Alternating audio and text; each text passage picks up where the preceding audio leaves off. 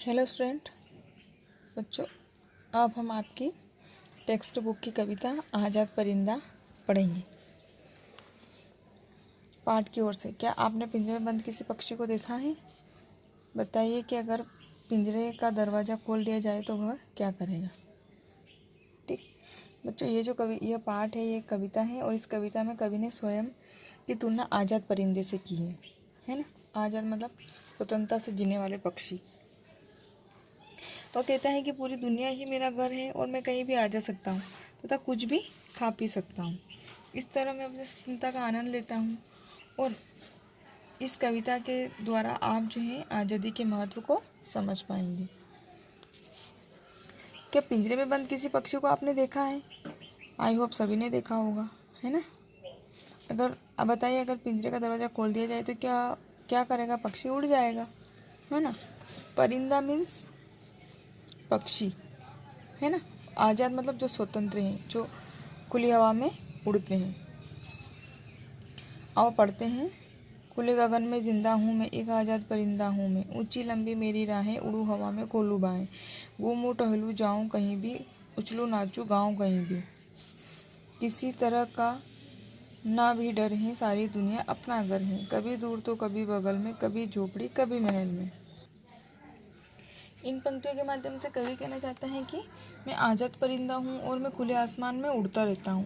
मेरा रास्ता बहुत लंबा है और मैं अपने पंख फैलाकर उड़ता रहता हूँ, पंख खोलकर उड़ता हूँ और मैं अपनी मर्जी से कहीं भी आ जा सकता हूँ, घूमता हूँ, नाचता हूँ, गाता हूँ और सारी दुनिया ही मेरा घर है, पूरी दुनिया ही मेरा महल है और मैं उसमें कहीं भी जा आ सकता हूँ, घूम सकता हूँ।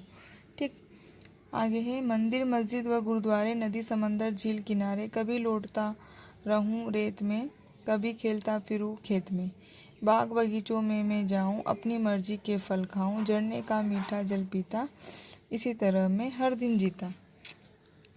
आगे इन पंक्तियों में कवि का आशय है कि कवि के ये कहना चाह रहा है कि मैं झोपड़ी से लेकर महल तक और मंदिर से लेकर मस्जिद तक कहीं भी आ जा सकता हूँ। मैं नदी समुद्र झील से लेकर खेतों तक में और खेलता और घूमता रहता हूँ। मैं बाग बगीचों में जाकर अपनी पसंद के अनुसार फल खाता हूँ और झरने का मीठा जल भी पीता रहता हूँ। इस तरह मैं अपनी स्वतंत्रता का आनंद लेता हूँ। तो इस कविता के माध्यम से हमें पता चलता है कि हमें पक्षियों को कभी भी पिंजरे में बंद करके नहीं रखना चाहिए। पक्षियों को हमें आज़ाद खुली हवा में उड़ते रहने देना चाहिए। हम अपनी खुशी के लिए उनको पिंजरे में बंद कर देते हैं, लेकिन ये कतई भी उचित नहीं है। वो हमेशा खुली हवा में उड़ना ज़्यादा पसंद करते हैं। तो आइए देखते हैं इसकी एक्सरसाइज।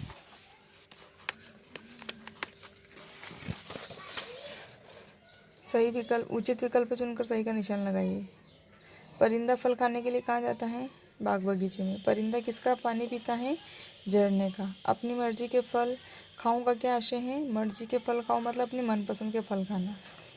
ठीक, फिर आज़ाद परिंदा कविता के लेखक कौन है? शादाब आलम। ठीक, आओ करें 2। दिए गए प्रश्न के उत्तर अपने शब्दों में लिखिए। परिंदे की राहें कैसी हैं? ऊंची और लंबी। परिंदा हवा में कैसे उड़ता है? पंख फैलाकर। परिंदा कहाँ लौटने की बात करता है? रेत पर। आगे है। परिंदा कहाँ खेलता फिरता है? खेत में। परिंदा कैसा जल पीता है? मीठा जल पीता है झरने का। ठीक, उसके बाद में दिए गए प्रश्नों के उत्तर विस्तार से लिखिए। इन प्रश्नों के उत्तर आपको अपनी कॉपी में लिखने हैं। ठीक, क्वेश्चन नंबर फर्स्ट है, कवि ने आज़ाद परिंदे के बारे में जो लिखा है उसे अपने शब्दों में लिखिए। इसका तो मैंने अभी जो आपको एक्सप्लेन किया है वही सारा लिखना है। उसके बाद में क्वेश्चन नंबर ख है, इस संसार में प्रत्येक जीव आज़ाद रहना चाहता है, क्या आप इस बात से सहमत हैं? अपनी राय लिखिए। अगर आप इस बात से सहमत, ये इस क्वेश्चन का आंसर आपको स्वयं लिखना है, सेल्फ लिखना है ना, और अपना वॉन्स लिखना है सोच समझ के। इस संसार में प्रत्येक जीव आज़ाद रहना चाहता है, तो क्या आप इस बात से सहमत हैं? अगर हैं तो क्यों, वो पूरा लिखना है, पूरी राय बताना है अपने को।